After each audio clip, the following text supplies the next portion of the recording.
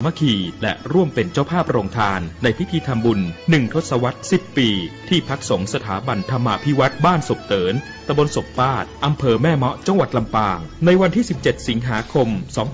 2565 เวลา 9 นาฬิกาถึง 15 นาฬิกา 30 นาทีบุญใหญ่ 10 ปีมีครั้งเดียวท่านสามารถร่วมทำบุญและเป็นเจ้าภาพโรงทานผ่านบัญชีธนาคารกรุงไทยสาขาประตูชัยชื่อบัญชีที่พักสงฆ์ธรรมาภิวัตรเลขบัญชี536-075-5318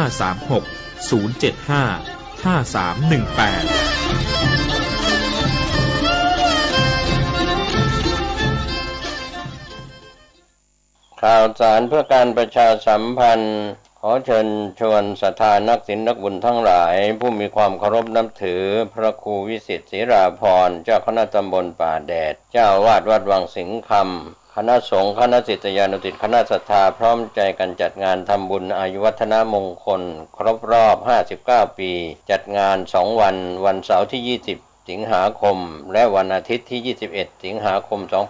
2565 เป็นส่วนหนึ่งที่เราจะได้ไปร่วมทำบุญอายุวัฒนมงคลครบรอบ59 ปีพระครูวิจิตรศรีราภรณ์เจ้าคณะตำบลป่าแดดเจ้าอาวาสวัดวังสิงห์คำตำบลป่าแดดอำเภอเมืองเชียงใหม่จังหวัดเชียงใหม่ทั้ง2 วันโดยพร้อมเพรียงกัน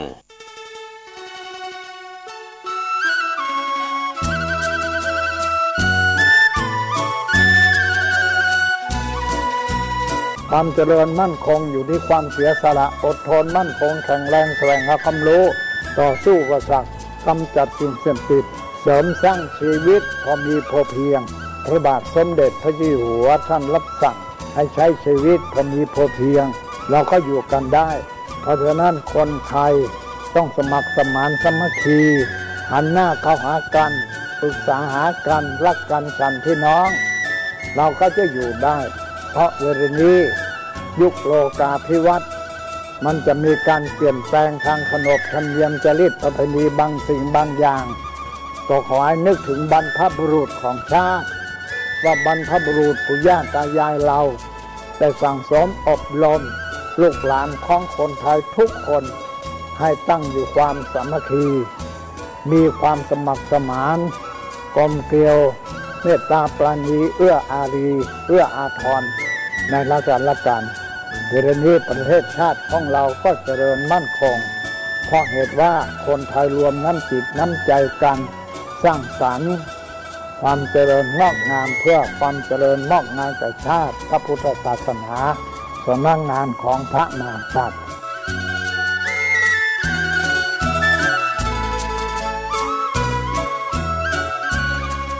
ธรรมะข้อคิดจากพระเดชพระคุณท่านเจ้าคุณพระเทพวิสุทธิคุณ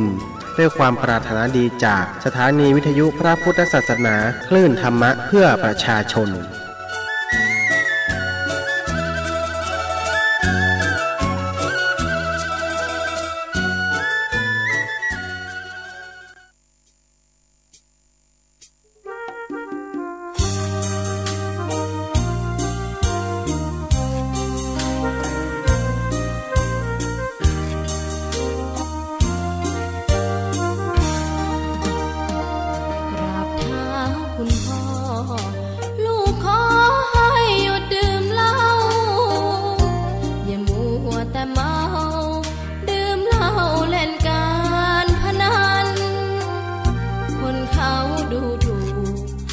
ว่าพ่อขี้เกียจทำงานชาวบ้านรังเกียจเดียดฉันต่างประจานคุณพ่อ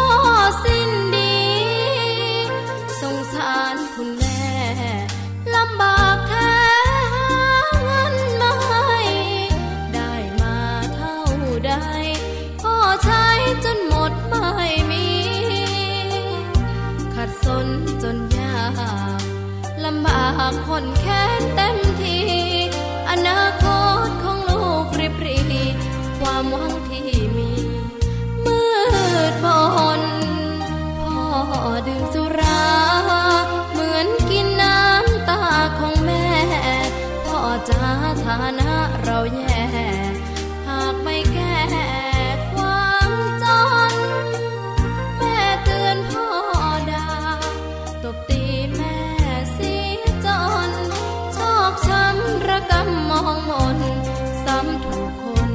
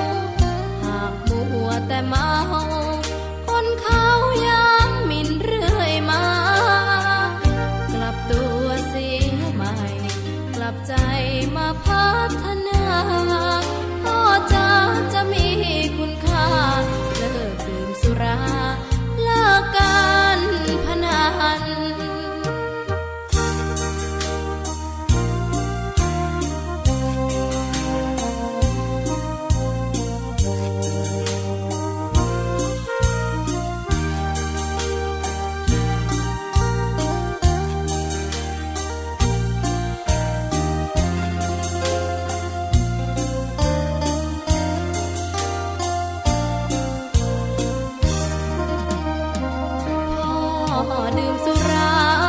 เหมือนกินน้ำตาของแม่พ่อจ๋าฐานะเราแย่หากไม่แก้ความจนแม่เตือนพ่อด่าตบตีแม่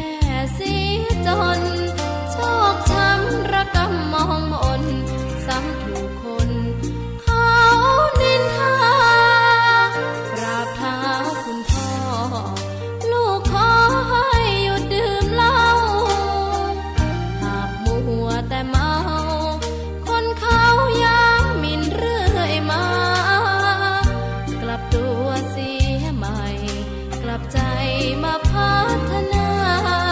พ่อจ๋าจะมีคุณค่าเลิกดื่มสุราเลิกการพนัน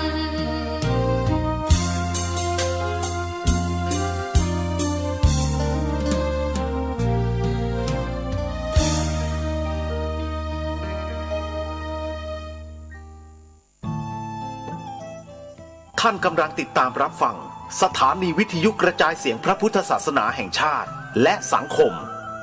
คลื่นเพื่อการศึกษาพระพุทธศาสนาและวัฒนธรรมระบบ FM 104.5 เมกะเฮิรตซ์รายการต่อไปเป็นรายการคดีโลกคดีธรรม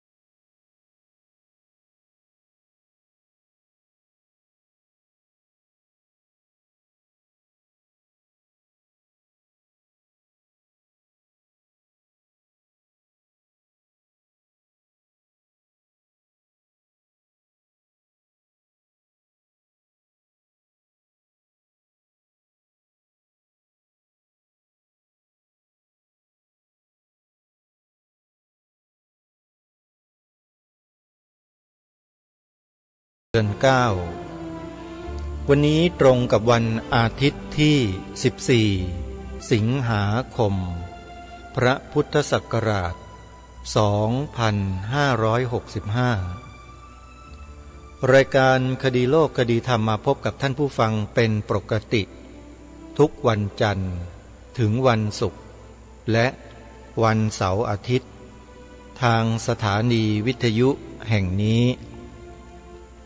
ท่านสามารถดาวน์โหลดแอปพลิเคชันวิทยุพุทธศาสนาทั่วไทยซึ่งในปัจจุบันนี้เวลานี้สามารถดาวน์โหลดเวอร์ชั่นที่3ซึ่งได้ทำการปรับปรุงพัฒนาแล้วเสร็จเป็นที่เรียบร้อยแล้วท่านสามารถดาวน์โหลดนำไปใช้งานได้ทันทีมีเวอร์ชั่นในการใช้งานหลายรูปแบบซึ่งใครที่สนใจก็สามารถดาวน์โหลดไปลองใช้งานดูได้นี่คือแอปพลิเคชันหนึ่งเดียวในโลกที่รวบรวมสถานีวิทยุพระพุทธศาสนาแห่งชาติสถานีต่างๆในทุกภูมิภาคของประเทศไทยรวมไว้ในที่เดียวกันเป็นการอำนวยความสะดวกให้กับสาธุชนผู้สนใจใคร่ที่จะฟังธรรมสามารถดาวน์โหลดแอปพลิเคชันนี้ไปสดับรับฟังธรรมะได้ตลอด24ชั่วโมงและสามารถฟังได้ทั่วโลกนี่คือนวัตกรรมใหม่แห่งการศึกษาเรียนรู้พระธรรมคำสอนขององค์สมเด็จพระบรมศาสดาสัมมาสัมพุทธเจ้าพร้อมด้วยข้อปฏิบัติต่างๆตั้งแต่การให้ทานการรักษาศีลการเจริญภาวนา จนกระทั่งไปถึงการรักษาศีลเจริญสมาธิและเจริญปัญญาในพระบวรพุทธศาสนาขั้นสูงสุดมีอยู่ในแอปพลิเคชันนี้ทั้งหมดเลยใครก็ตามที่ดาวน์โหลดแอปพลิเคชันนี้ไปติดตามรับฟังศึกษาเรียนรู้ธรรมะถือว่าผู้นั้นเป็นผู้มีบุญเป็นผู้ที่เคยสั่งสมบุญมาแต่อดีตเรียกว่าปุพเพกตะปุญญาตาการได้สั่งสมบุญมาแต่ชาติปางก่อนเรื่องของการสั่งสมบุญมาแต่ชาติปางก่อนนี้ท่านเจ้าคุณพระราชปัญญาวชิรบัณฑิตหรือท่านพระอาจารย์มหาประนอมธรรมลังการโรท่านได้กล่าวไว้ในธรรมบรรยายที่ท่านได้บรรยายไว้ใน YouTube ใครสนใจก็สามารถไปศึกษาในคลิปที่ท่านได้เผยแพร่อยู่ใน YouTube ได้เพียงแค่ท่านพิมพ์ชื่อว่าวิเคราะห์บทสวดธรรมจักรกัปปวัตนสูตรวิเคราะห์บทสวดธรรมจักรกัปปวัตนสูตรมีอยู่ทั้งหมด3 ตอนแต่ละตอนนั้นท่านเจ้าคุณพระราชปัญญาวชิรบัณฑิตหรือท่านพระอาจารย์มหาประนอมธรรมลังการโรท่านบรรยายแบบเรียกว่าละเอียดลึกซึ้งไม่มีการข้ามขั้นตอนใดๆท่านจะไม่เคยได้ยินได้ฟังบทธรรมจักรกัปปวัตนสูตรอย่างละเอียดรอบคอบลึกซึ้งอย่างนี้มาก่อนจากที่ไหนแน่นอนให้ใครที่แอบอ้างพุทธวจนะก็เถอะไม่สามารถอธิบายได้แบบนี้แน่นอนท่านพระอาจารย์มหาประนอมธรรมลังการโรหรือว่าเจ้าคุณพระราชปัญญาวชิรบัณฑิตรูปนี้เนี่ยท่านรู้จริงแตกฉานในพระธรรมคำสอนของพระสัมมาสัมพุทธเจ้าจริงของจริงอยู่นี่รายการคดีโลกคดีธรรมเคยนำมาเปิดออกอากาศให้สาธุชนได้ฟังกันไปแล้วรอบหนึ่งจำกันได้หรือไม่เรื่องการวิเคราะห์บทธรรมจักรกัปปวัตนสูตรในช่วงของวันอาสาฬหบูชาและวันเข้าพรรษาที่ผ่านมาเมื่อเร็วๆนี้เองหากใครสนใจก็สามารถย้อนกลับไปฟังทาง YouTube ก็ได้มีเผยแพร่อยู่ทาง YouTube นะโยมนะช่องวัดฝายหินเข้าไปดูได้เลยนี่คือพระสงฆ์ที่เราจะต้องหมั่นศึกษาเรียนรู้จากท่านถ้าใครสนใจธรรมบรรยายของท่านพระอาจารย์มหาประนอมธรรมลังการโรญาติโยมสาธุชนท่านผู้ฟังทุกท่านก็สามารถที่จะไปค้นหาใน YouTube มาฟังได้เพียงแค่พิมพ์คำว่าพระมหาประนอมธรรมาลังการโรวัดจากแดงพิมพ์คำว่าวัดจากแดงอย่างเดียวก็ได้คลิปดีๆมีสาระที่เป็นประโยชน์ถูกต้องตามหลักพระธรรมวินัยก็จะขึ้นมาให้เราได้ศึกษาเรียนรู้กันเต็มไปหมดเลยนี่คือสิ่งที่ทางรายการคดีโลกคดีธรรมขอแนะนำให้พวกเราติดตามรับฟังส่วนพุทธวจนะพุทธวังจเนะอะไรทั้งหลายทั้งปวงที่มีคนเอาไปลอกเลียนแบบคำสอนของพระพุทธเจ้านะฮะอาตมาภาพไม่แนะนำเลยเพราะผิดตั้งแต่เริ่มต้นคือเดินมาก้าวแรกก็เดินมาผิดแล้วและไม่ต้องพูดถึงก้าวต่อไปจนถึงก้าวทุกวันนี้และก้าวต่อไปในอนาคตจบเลยฮะ พุทธวงจนะ พุทธวังจะเนะอะไรทั้งหลายเนี่ยขออภัยนะฮะไม่ใช่พุทธวจนะของพระพุทธเจ้านะมีคนนำเอาคำนี้ไปใช้ แล้วไปอ้างคำสอนของพระพุทธเจ้าไปอธิบายด้วยตัวเองโดยปฏิเสธคัมภีร์อัตถกถาและคัมภีร์ดีกาตลอดจนถึงคัมภีร์อื่นๆทั้งหมดปฏิเสธหมดเลยแล้วสิ่งที่เขาแอบอ้างนั้นไม่ใช่พระไตรปิฎกด้วย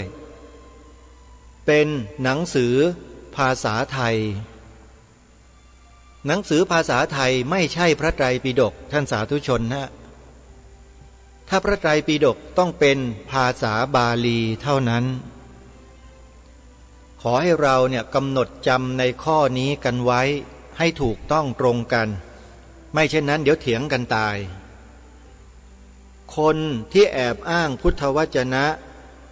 แล้วบอกว่านี่คือคำสอนของพระพุทธเจ้า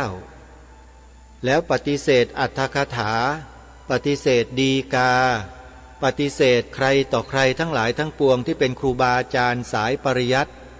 ที่มีความรู้ความแตกฉานในเรื่องของอักษรภาษาเนี่ยอาตมาขอแนะนำว่าอย่าไปหลงเชื่ออย่าไปหลงตามเป็นอันขาดเดี๋ยวจะพากันลงนรกกันหมดเพราะไปตีความพระธรรมคำสอนของพระพุทธเจ้าผิดไม่ถูกต้องเรื่องนี้ท่านเจ้าประคุณสมเด็จพระพุทธโฆษาจารย์ปอ.ประยุตโตท่านได้อธิบายขยายความเรื่องนี้ไว้ในธรรมบรรยายของท่านแล้วใครสนใจเปิดชมและดูฟังใน YouTube ได้เลยชื่อของคลิปนี้มีชื่อว่ารู้จักพระไตรปิฎกให้ชัดให้ตรงท่านได้อธิบายถึงบุคคลดังกล่าวที่อ้างพุทธวจนะกำลังโด่งดังอยู่ทุกวันนี้ท่านอ้างถึงด้วยแล้วท่านก็อธิบายเหตุผลชี้ทางที่ถูกต้องทางไม่ถูกต้องให้เราได้เทียบเคียงได้เห็นอย่างชัดเจนถ้าเราไม่ฟังเราก็ไม่รู้ว่าอะไรถูกอะไรผิดแต่ถ้าเราฟังเราจะเข้าใจด้วยตัวของเราเองแล้วเราก็จะไม่หลงทิศหลงทางไปกับพุทธวจนะปลอมอันนี้ขอฝากท่านผู้ฟังทุกท่านไว้ณที่นี้ด้วยส่วนใครเป็นสาวกของบุคคลคนนั้นก็ขออภัยด้วยนะโยมนะอาตมาภาพไม่ได้มีเจตนาที่จะไปลบหลู่ดูถูกถ้าหากว่าท่านทำถูกต้องคิดถูกต้องกล่าวถูกต้องทั้งหมดอาตมาภาพก็จะไม่พูดถึงเลยแต่ท่านกล่าวผิดทำผิดแล้วก็คิดผิดแล้วยังมาต่อว่าครูบาอาจารย์ที่ท่านเดินมาอย่างถูกต้องอีกด้วยเนี่ยรายการคดีโลกคดีธรรมคงไม่เอาไว้ทำปุ๋ยหรอกก็ต้องเก็บกวาดออกไปเก็บกวาดด้วยวิธีการอย่างไรวิธีการนำเสนอในสิ่งที่ถูกต้องให้เราท่านทั้งหลายได้สดับได้ตรับฟังผู้รู้ท่านได้กล่าวได้แสดงอาตมาภาพไม่มีความสามารถที่จะอธิบายความได้ด้วยตัวตนเองเพราะไม่ได้มีความรู้อย่างครูบาอาจารย์เหล่านั้นพอรู้บ้างรู้พอที่จะพาตัวรอดไม่ไปหลงเชื่อพุทธวจนะปลอมได้แค่นี้ก็ดีนักหนาแล้วโยมส่วนใครที่ไม่รู้เลยแล้วไปหลงตามกันอยู่อันตรายต่อภพภูมิข้างหน้าอย่างแรงขอบอกได้เลยนะจริงๆไม่ได้พูดโกหกนะโยมครูบาอาจารย์ผู้รู้ทั้งหลายที่กล่าวมาท่านกล่าวไว้ท่านบอกไว้ไปบิดเบือนคำสอนของพระพุทธเจ้าโดยใช้อัตโนมติของตนเองมาอธิบายความแบบผิดอันตรายมาก นี่คือสิ่งที่อยากจะฝากพวกเราท่านทั้งหลายให้เกิดความเข้าใจให้ตรงกันรายการนี้ไม่ได้มีเจตนาที่จะไปทำร้ายทำลายใครสักหน่อยถ้าหากว่าคนนั้นทำอย่างถูกต้องพูดอย่างถูกต้องตรงตามพระธรรมวินัยรายการนี้ก็ไม่แตะเลยแถมยังจะยกย่องเสียอีกด้วยแต่ถ้าทำไม่ถูกต้องแล้วมาไปยกย่องไปเชิญชวนโยมไปหลงไหลเคลิบเคลิ้มเดินทางผิดอาตมาภาพก็ควรที่จะผูกคอตายไม่ควรมาทำหน้าที่แบบนี้หรอกจริงๆยอมตายดีกว่าที่จะไปสนับสนุนคนพันนั้นนะวัดหนองป่าพงเขายังไล่ออกจากวัดเหมือนหมูเหมือนหมาเลยโยมขออภัยนะใช้ภาษาไทยๆฟังแล้วมันเข้าใจชัดดีคณะสงฆ์วัดหนองป่าพงเขาไม่รับอัปเปหิออกจากหมู่ไปเลยไม่ยอมรับเลยก็แล้วกันลองคิดดูแล้วกันหมายความว่ายังไงแล้วอย่างเนี้ยเพียงพอไหมที่จะบอกกับท่านผู้ฟังทั้งหลายว่าอย่าไปหลงเชื่อพอไหมล่ะถ้ายังไม่พอฟังท่านเจ้าประคุณสมเด็จพระพุทธโฆษาจารย์ปอ.ประยุตโตท่านได้กล่าวถึงบุคคลคนนี้ไว้ในคลิปวิดีโอที่ชื่อว่ารู้จักพระไตรปิฎกให้ชัด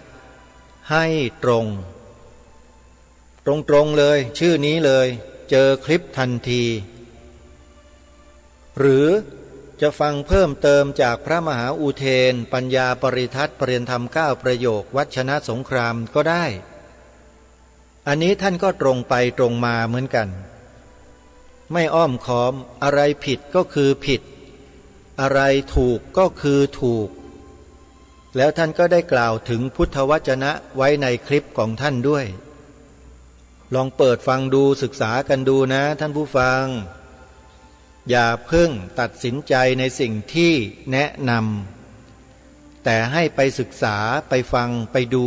กันให้ครบถ้วนกระบวนความกันเสียก่อ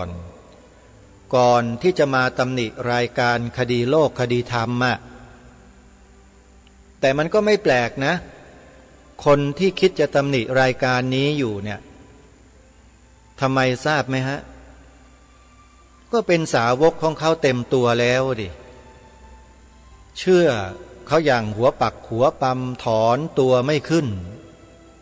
เชื่อสนิทติดอกติดใจในคำอธิบายที่มีหลักมีเกณฑ์มีเหตุมีผลแต่ผิดสภาวะธรรมผิดศัพท์ผิดหลักซึ่งชาวพุทธส่วนมากไม่รู้เรื่องนี้เลยไม่รู้ภาษาบาลีไงเขาว่าอย่างไงก็ว่าอย่างนั้นบอกแล้วอาตมาบอกแล้วหลายครั้งว่าระวังให้ดีนะคนที่ปลอมเข้ามาเป็นชาวพุทธแล้วมาศึกษาเรียนรู้คำสอนในพระพุทธศาสนาแล้วก็พยายามที่จะอ้างคำสอนของพระพุทธเจ้ามายกตัวตนของตนเองว่าเป็นผู้รู้เป็นผู้แตกฉานแล้วก็สร้างสาวกพันธุ์ใหม่ขึ้นมาเต็มบ้านเต็มเมืองไปหมดโดยแอบอ้างคำสอนของพระพุทธเจ้าเป็นตัวล่อเสร็จแล้วสิ่งที่มันซ่อนเร้นอยู่ในจิตใจของเขามันก็ปรากฏออกมาในรูปของอะไรรู้ไหมในรูปของการตำหนิครูบาอาจารย์ผู้รู้ทั้งหลายเช่นตำหนิท่านเจ้าประคุณสมเด็จพระพุทธโฆษาจารย์ปอ.ประยุตโตเป็นต้นใครที่ตำหนิท่านเจ้าประคุณสมเด็จรูปนี้เนี่ยอาตมาภาพฟันธงได้เลยว่าเป็นผู้ที่ไม่หวังดีต่อพระพุทธศาสนาของเราแน่นอนนี่คือสิ่งที่รายการคดีโลกคดีธรรมติดตามมาโดยตลอดแล้วก็ขอฝากชาวพุทธเราทั้งหลายทั้งปวงว่า จะฟังใครก็ตามที่อ้างธรรมะของพระพุทธเจ้ามากล่าวมาแสดงเนี่ยจงศึกษาพระธรรมคำสอนนั้นให้ละเอียดลึกซึ้งถูกต้องตรงตามสภาวะให้ดีซะก่อนที่จะเชื่อใครง่ายๆรัชกาลที่ 6ตรัสเตือนไว้ในเทศนาเสือป่ากันที่ 8ซึ่งรายการคดีโลกคดีธรรมได้อัญเชิญมาเตือนสติชาวพุทธเราบ่อยๆที่พระองค์ตรัสว่าผู้ที่คนอื่นเขาส่งเข้ามาปลอมแปลงเพื่อทำลายพระพุทธศาสนาเราทั้งหลายต้องคอยระวังรู้เท่าไว้จึงจะควรตรงนี้แหละที่ทำให้รายการคดีโลกคดีธรรมสะกิดใจขึ้นมาแล้วก็พยายามที่จะตีความในแนวพระราชดำริของพระองค์ในการที่ทรงตรัสเตือนพวกเราชาวพุทธไว้นั้นอย่างละเอียดลึกซึ้งจนกระทั่งเข้าใจเป็นอย่างดีเลยแหละพอเข้าใจแล้วก็ทำการศึกษาเรียนรู้พระธรรมคำสอนจากครูบาอาจารย์ผู้รู้ทั้งหลายเรียนบาลีน้อยก็เรียนบาลีใหญ่ก็เรียนพระอภิธรรมมัทธสังคหะเรียนจนจบ9 ปริเฉดปฏิบัติวิปัสสนากรรมฐานก็ปฏิบัติมาถึง2 พรรษาอาตมาภาพคิดว่าอาตมาภาพเนี่ยเอาตัวเองรอดจากคนที่ปลอมเข้ามาเหล่านี้ได้ไม่ยากเลยฟังการบรรยายการให้ความรู้แล้วสังเกตแนวการพูดของเขาแล้วก็จับทางได้ทันทีเลยว่าใช่หรือไม่ใช่แล้วยิ่งได้มาฟังครูบาอาจารย์ผู้แตกฉานในคำสอนของพระพุทธเจ้าอย่างพระเดชพระคุณท่านเจ้าคุณพระคุณสมเด็จพระพุทธโฆษาจารย์ปอ.ประยุตโตด้วยแล้วฟังอาจารย์เสถียรโพธินันทะด้วยแล้วฟังท่านพระมหาอุเทนปัญญาปริทัศน์ด้วยแล้วฟังพระอาจารย์มหาประนอมธรรมลังกาโรวัดจากแดงด้วยแล้วฟังพระอาจารย์สมภพโชติปัญโยหลวงพ่อพุทธทาสภิกขุหลวงพ่อปัญญานันทะฟังใครต่อใครทั้งหลายทั้งปวงเหล่านี้แล้วเนี่ยอาตมาก็เลยเข้าใจอย่างไม่ยากเย็นนักเลยว่าใครที่ปลอมเข้ามา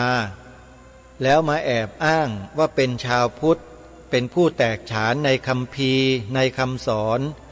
แล้วก็นำมาอธิบายความเพื่อดึงเอาชาวพุทธเราออกไปจากแนวทางของครูบาอาจารย์ของเราเนี่ยรายการคดีโลกคดีธรรมจับทางได้หมดเลยแล้วก็ชี้ตัวได้ด้วยว่าใครปลอมใครแท้ซึ่งคงไม่ต้องชี้บอกในรายการหรอกเพราะพระอาจารย์มหาอุเทนปัญญาปริทัศน์ท่านชี้บอกแล้วบอกไว้หมดเลยแล้วก็ท่านพระอาจารย์วิทยากิจจาวิชโชวัดป่าดอยแสงธรรมญาณสัมปันโนลูกศิษย์หลวงตามหาบัวก็บอกไว้ชัดเจนเหมือนกันตรงนี้น่าจะเป็นอะไรที่ชัดเจนอยู่แล้วรายการนี้คงไม่ต้องไปตอกย้ำชื่อเสียงเรียงนามให้เสียเวลาให้สาธุชนนั้นพิจารณาอีกครั้งหนึ่งแล้วก็ตัดสินใจกันเองว่าจะเดินไปในแนวทางที่ถูกต้องหรือจะเดินไปในแนวทางที่ไม่ถูกต้องที่ถูกสอดแทรกเข้ามาแล้วมาทำลายอยู่ภายในโดยไม่รู้ตัวจะไปแบบนั้นไหมเล่ามันพูดน่าฟังนะคนพวกนี้รื่นหูดีแต่ปรากฏว่าสอดแทรกยาพิษยาดำยาสั่งเอาไว้ในคำสอนนั้นที่โดยที่เราเองไม่มีทางที่จะรู้เลยเพราะอะไรเพราะเราไม่เคยศึกษาอย่างละเอียดลึกซึ้งเหมือนอย่างครูบาอาจารย์ท่านมาก่อนไม่เคยปฏิบัติเจริญจิตตภาวนาอย่างละเอียดลึกซึ้งอย่างครูบาอาจารย์ท่านมาก่อนพอเราได้ยินได้ฟังได้เห็น บ่อยๆมากๆเข้าหลงสิหลงเลยไม่ใช่ใช้ปัญญาเองนะหลงฮะหลงเต็มไปหมดเลยเต็มบ้านเต็มเมืองหมดทั้งพระทั้งโยมทั้งเนนทั้งแม่ชีบางคนหลงฮะเนี่ยพอได้ยินได้ฟังรายการคดีโลกคดีธรรมพูดถึงไม่ได้หรอกโอ้โหโกรธเป็นฟืนเป็นไฟเลยแหละรุ่มร้อนจิตร้อนใจอกุศลเผารนจิตอยู่ตลอดเลยตรงนี้บ่งบอกให้เห็นอะไรบ่งบอกให้เห็นว่าไม่เห็นได้อะไรเลยอ่ะดับความโกรธความหลงความโลภยังไม่ได้เลยฟังครูบาอาจารย์ที่ตัวเองนับถือมาเนี่ยกี่ปีแล้วล่ะยังไม่เห็นจะได้อะไรเลยยังโกรธรายการคดีโลกคดีธรรมอยู่เลยยังไปกระซิบกระซาบไปต่อว่าไปใส่ร้ายป้ายสีกันอยู่กับบุคคลที่3ยังมีอยู่เลยอย่างเนี้ยแล้วจะไม่ให้กล่าวได้อย่างไรว่าอ่อนหัดอ่อนมากเลยแค่นี้ก็ยังไม่เข้าใจเลยว่าตัวเองกำลังหลงอยู่แล้วยังมาว่ารายการคดีโลกคดีธรรมว่าต่อว่าเอาอีกก็ชี้ทางออกบอกทางถูกให้ตัวเองเดินผิดทางเองพอโดนกระทบเข้าสิ่งที่ถูกต้องมากระทบไอ้สิ่งที่ผิดมันก็แสดงอาการสิโกรธไม่พอใจแสดงวจีกรรมออกมาเลยวจีทุจริตอะไรบ้างก็ไปพิจารณากันดูนี่คือสิ่งที่ทางรายการอยากจะบอกพวกเราในเบื้องต้นว่าการที่เราจะเชื่อผู้ใดบุคคลใดที่แอบอ้างพระธรรมคำสอนของพระพุทธเจ้านำมาบรรยายมาเผยแพร่เนี่ยเราต้องศึกษาเรียนรู้พระธรรมคำสอนในขั้นพื้นฐานให้ดีเสียก่อนให้เข้าใจเสียก่อนความรู้พื้นฐานคืออะไรคือนักธรรมตรีนักธรรมโทนักธรรมเอกศึกษาเล่าเรียนให้ละเอียดลึกซึ้งไม่ใช่เรียนแบบจะขอใบทีเพื่อเอาไปสอบผ่านแค่นั้นมันไม่ได้เรื่องหรอกไอเรียนแบบนั้นน่ะอาตมาภาพนี่ผ่านมาแล้วการเรียนที่ดีเรียนที่ถูกเรียนยังไงครูบาอาจารย์ท่านสอนแบบไม่มีการปกปิดซ่อนเร้นอะไรเลยให้ความรู้หมดขาวสะอาดรอบทั้งเทคนิคทั้งวิธีการทั้งข้อธรรมอันลึกซึ้งก็อธิบายขยายความให้เห็นแจ้งได้ปัญญาในระดับสุตตมยปัญญาในระหว่างที่เรียนธรรมส่วนจะได้ในระดับจินตามยปัญญาหรือระดับภาวนามยปัญญานั้นก็ไปต่อยอดกันเอาเองครูบาอาจารย์เราให้ได้แค่สุตตมยปัญญาเท่านั้นแต่แค่สุตตมยปัญญาเนี่ยมันก็เพียงพอสำหรับที่จะเป็นเหตุเป็นปัจจัยทำให้จินตามยปัญญาและภาวนามยปัญญาเกิดได้เพราะมันเป็นเหตุเป็นปัจจัยซึ่งกันและกันเหมือนกับเราใส่เสื้อเชิ้ตที่มีกระดุมโยมเอาเสื้อมาสวมใส่แขนจัดปกเสื้อให้ตรงแล้วใส่กระดุมเม็ดแรกให้ถูกต้องใช้สติใช้ปัญญาใช้ความละเอียดรอบคอบเราก็จะใส่กระดุมได้อย่างถูกตรงแล้วเม็ดที่2 3 4 5มันก็จะถูกไปโดยตลอดอุปมานี้ฉันใดอุปไมยก็คือการเรียนธรรมะที่มีครูบาอาจารย์ผู้รู้ผู้บริสุทธิ์พร่ำสอนพวกเราแบบให้ความรู้อย่างสุดซึ้งไม่มีการปกปิดซ่อนเร้นเลยนี่แหละคือบุญของเราแปลว่าเราเนี่ยมีปุพเพกตปุญญาตามาก่อนจึงได้มาเจอครูบาอาจารย์ที่มีความรู้ความเข้าใจที่ถูกต้องแล้วก็แนะแนวทางการศึกษาเรียนรู้พระธรรมแก่เราอย่างถูกต้องเราก็ถือมาถูกพอนำไปถ่ายทอดไปมอบให้กับคนอื่นเราก็มอบให้ถูกคนที่รับก็รับไปถูกมันก็เป็นการสืบสารพระพุทธศาสนาอย่างถูกต้องนะ มันก็ไม่ผิดเพี้ยนอะไรแต่มีคนบางประเภทมันไม่ได้เป็นอย่างครูบาอาจารย์ของเราเนี่ยที่ท่านให้ความรู้ศึกษาเล่าเรียนมาตามรูปแบบแนวทางวัฒนธรรมประเพณีของการศึกษาเรียนรู้พระธรรมคำสอนที่เรียกว่าโรงเรียนพระปริยัติธรรมเนี่ยคนเหล่านั้นน่ะที่มันปลอมตัวเข้ามามันไม่ได้เรียนแบบนี้มันไปแอบศึกษามาที่ไหนก็ไม่รู้แล้วมันก็มาสอดแทรกยาดำยาสั่งยาพิษเข้าไปในคำสอนโดยที่ชาวพุทธเราที่ไม่รู้เรื่องรู้ราวในข้อธรรมทั้งหลายก็ไปหลงเชื่อกันหมดหูตาบอดกันเกลี้ยงเลยใครที่เป็นเช่นนั้นจงรู้ไว้ด้วยว่าสังเกตไม่ยากสังเกตตัวเองดูสังเกตยังไงสังเกตว่าพอฟังรายการคดีโลกคดีธรรมพูดถึงอาจารย์ของคุณแล้วเนี่ยคุณมีความไม่พอใจในจิตอาการไม่พอใจนั่นแหละเขาเรียกว่าติดเชื้อในกระแสจิตเข้าแล้วไม่ยอมฟังความคนอื่นเขาเลยทั้งที่เขาเอาความถูกต้องมาบอกมากล่าวให้ฟังก็ไม่ยอมรับหลงอยู่กับครูบาอาจารย์ที่ตัวเองอัปโลกขึ้นมาอยู่คนเดียวนั่นแหละแล้วแถมยังมาสร้างวจีกรรมใส่คนอื่นเขาอีกทำบาปซ้ำซากเป็นอาจินกรรมไปแล้วเมื่ออาสันกรรมเกิดขึ้นเวลาใกล้จะตายแล้วมันจะไปไหนเล่าคนประเภทนี้ไปไหนล่ะท่านพระธรรมก็ช่วยไม่ได้หรอกฮะเพราะเป็นพระธรรมที่ถือมาผิดใส่กระดุมเม็ดแรกมันผิดมาตั้งแต่ต้นมันก็คลาดเคลื่อนไปหมดเลยจนถึงเม็ดสุดท้ายนู่นแหละถึงเวลาใกล้จะตายนู่นมีอย่างเดียวคือต้องถอนตัวออกแล้วมาศึกษาเรียนรู้ตามแนวทางที่ถูกต้องที่คณะสงฆ์เขาวางไว้เนี่ยนักธรรมตรีโทเอกธรรมศึกษาตรีโทเอกบาลีประโยค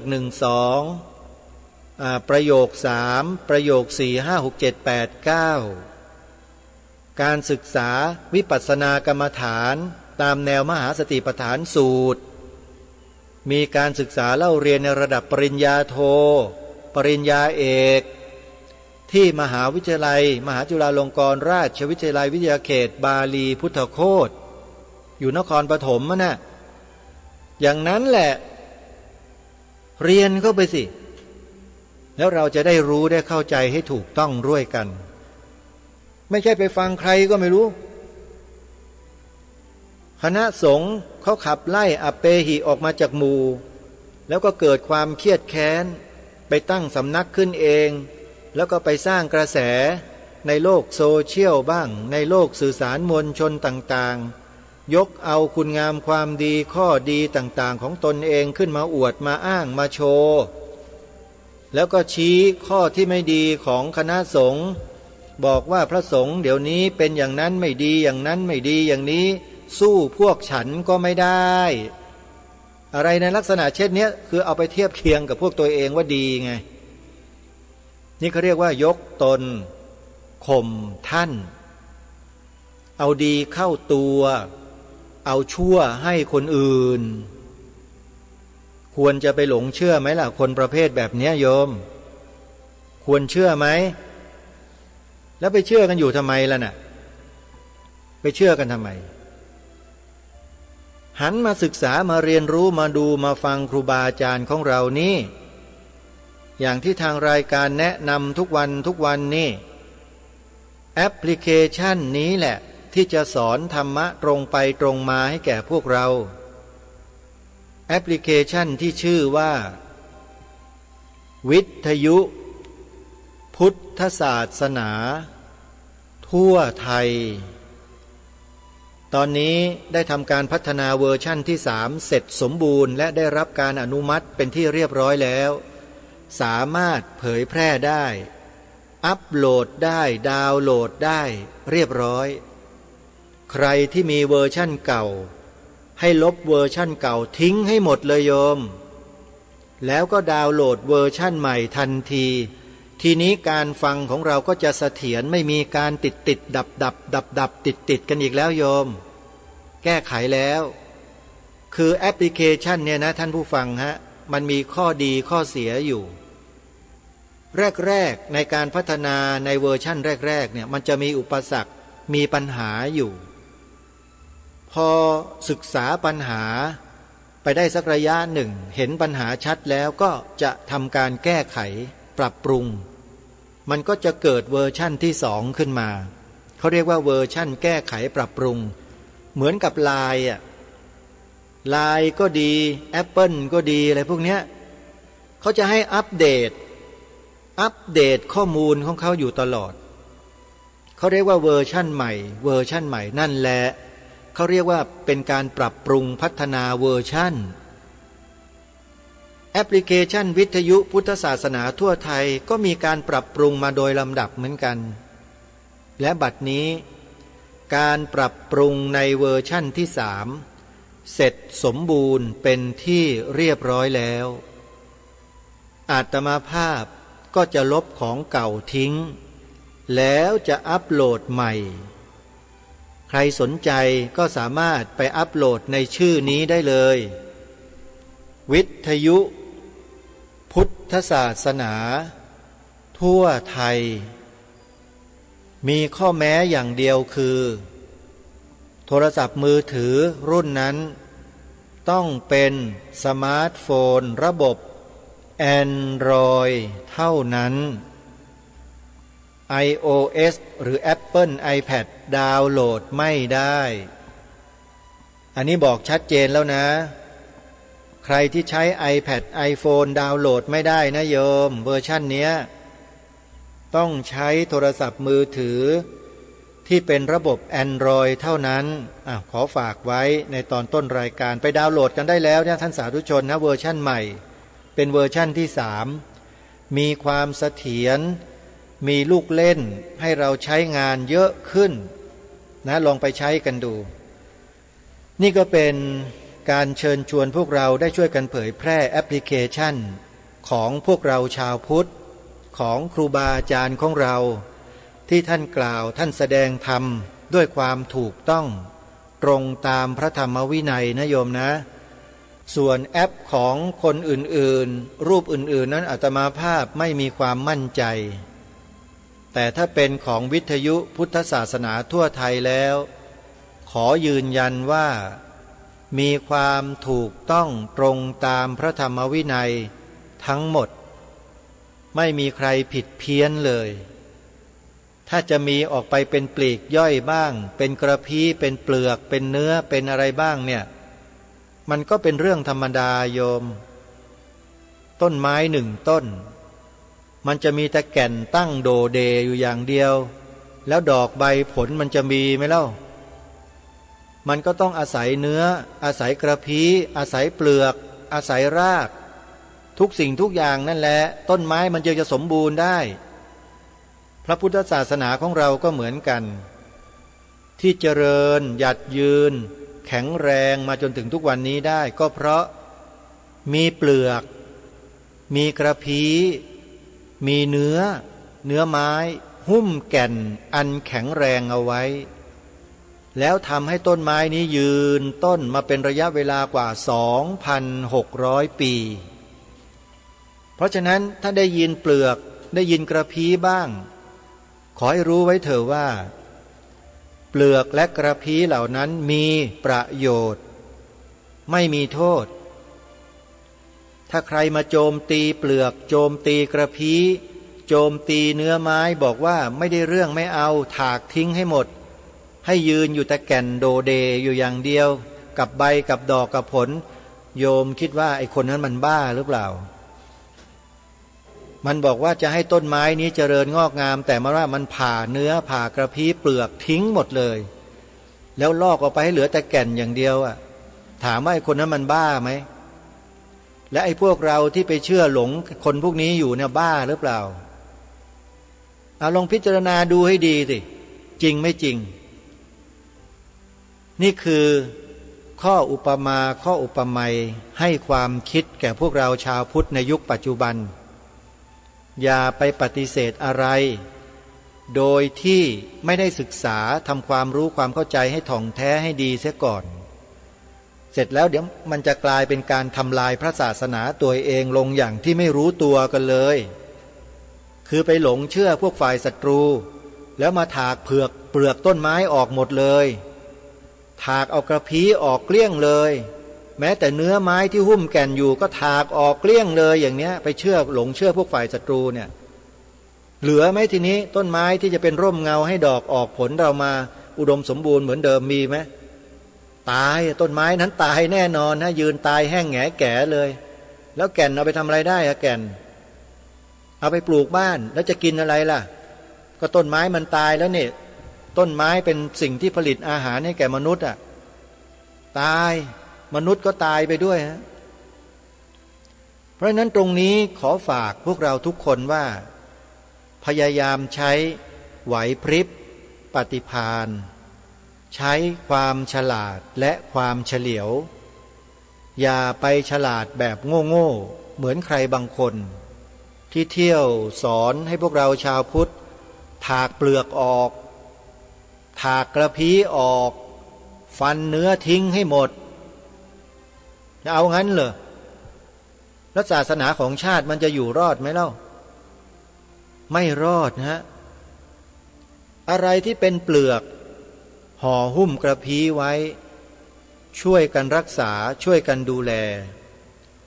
อะไรที่เป็นกระพี้ห่อหุ้มเนื้อไม้ไว้ก็ต้องช่วยกันรักษาช่วยกันดูแลเหมือนกัน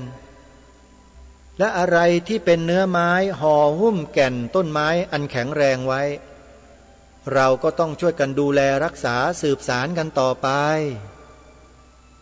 ไม่ใช่ไปหลงเชื่อไอ้พวกปลอมตัวเข้ามาเป็นชาวพุทธ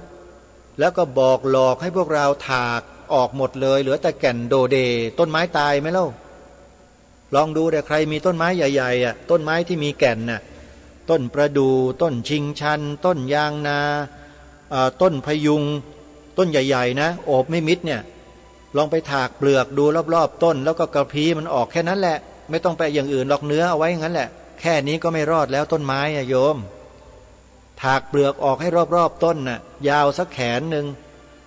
ถากให้หมดเลยนะไม่นานต้นไม้เดี๋ยวก็ตายเพราะฉะนั้นจงมององค์รวมของพระพุทธศาสนาในลักษณะที่เป็นเหตุเป็นปัจจัยเกื้อหนุนซึ่งกันและกันให้ดีอย่าไปหลงทำลายเหตุปัจจัยที่เกื้อหนุนพระศาสนาเช่นเงิน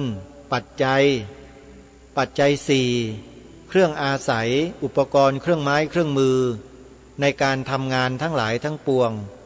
เพื่อสืบสารงานพระพุทธศาสนามันมีความจำเป็นทั้งนั้นแหละมีศาสนาไหนบ้างมันไม่ใช้เงินมั้งเนี่ยถามหน่อยสิในโลกใบนี้ลัทธิไหนบ้างไม่ใช้เงินไม่มีในโลกนี้ปัจจุบันยิ่งปัจจุบันนี้ด้วยจะทำอะไรก็ตามมันต้องใช้เงินเป็นปัจจัยเพื่อไปแลกเปลี่ยนสิ่งที่มีความจำเป็นในการทำงานเพราะฉะนั้นใครก็ตามที่ด่าพระว่าพระที่รับเงินรับปัจจัยจากญาติโยมว่าเป็นพระเป็นพวกมหาโจรเนี่ยโยมนั่นแหละคือศัตรูของพวกเราทั้งนั้นเลยและที่ชาวพุทธเราไปหลงเคลิบเคลิ้มไปเชื่อตามอยู่ทุกวันนี้หูตาสว่างกันบ้างหรือยังถ้ายังไม่สว่างไปฟังพระมหาอุเทนปัญญาปริทัศน์บรรยายไว้เกี่ยวกับเรื่องนี้โดยเฉพาะเลยกล้าฟังไหมเล่าพิมพ์คำว่าทูตเทวทัตทุจินทอนางมุนโทสระอูตอเต่าทูตานุทูตทูตตัวเนี้ยทูตเทวทัตทุจินทอทหารสระอุแล้วก็จินตะกรันตอเต่ากรันจอจานสระอีนอหนูตอเต่ากรันทูตเทวทัตทุจินพระมหาอุเทนปัญญาปริทัศน์ท่านได้อธิบายขยายความแจกแจงสิ่งเหล่านี้ให้เราได้ทราบได้รู้ความจริง พอรู้แล้วทีนี้ก็ตัดสินใจกันเอาเองเด้อรู้แล้วก็ตัดสินใจกันเองเด้ออย่าให้ทางรายการนี้มาชี้บอกอะไรนะเพียงแค่บอกทางให้เฉยๆบอกทางให้ไปดูให้ไปรู้ให้ไปฟังไม่ฟังหรือฟังก็แล้วแต่อาตมาภาพไม่ได้เดือดร้อนด้วยหรอกแนะแนวทางแล้วแนะทางให้เดินแล้วก็ไปดูไปฟังกันแล้วเมื่อพิจารณาอย่างละเอียดแล้วรอบคอบแล้วเห็นแล้วรู้แล้วเข้าใจแล้ว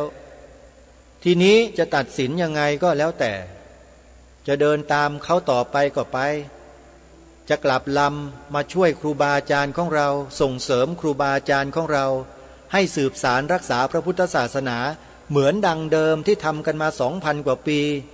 ก็ดีก็เห็นด้วยก็เป็นประโยชน์ญาติโยมก็เลือกกันเองสิจะเลิกถวายปัจจัยพระตามพวกทูตเทวทัตทูตจินเหล่านั้นก็ไปสิจะไปลงนรกกันที่ไหนก็ไปเหอะอาตมาไม่ไปลงด้วยหรอกอาตมาก็จะทำอย่างที่บรรพชนเราสืบสารกันมาแบบนี้แหละด้วยเจตนาที่บริสุทธิ์ทำทุกอย่างด้วยความไม่ยึดมั่นไม่ถือมั่นในรูปธรรมทั้งหลายเพราะมันเป็นเพียงแค่เครื่องอิงอาศัยให้จิตใจเราพัฒนาขึ้นไปเรื่อยๆโดยมีเมตตาจิตกรุณาจิตมุทิตาจิตและอุเบกขาจิตเป็นพื้นฐานในการทำงานพระศาสนาอาตมาไม่ได้ไปเบียดเบียนใครนะเนี่ยนำเอาความถูกต้องมาบอกสังคมเพราะกลัวว่าสังคมนี้จะลงนรกกันแบบง่ายๆตามคนเหล่านั้นไปอย่าลืมนะท่านผู้ฟังการสร้างเหตุปัจจัยแห่งสัมมาทิฏฐิเป็นเรื่องใหญ่มากถ้าเราไปได้เหตุปัจจัยที่ผิด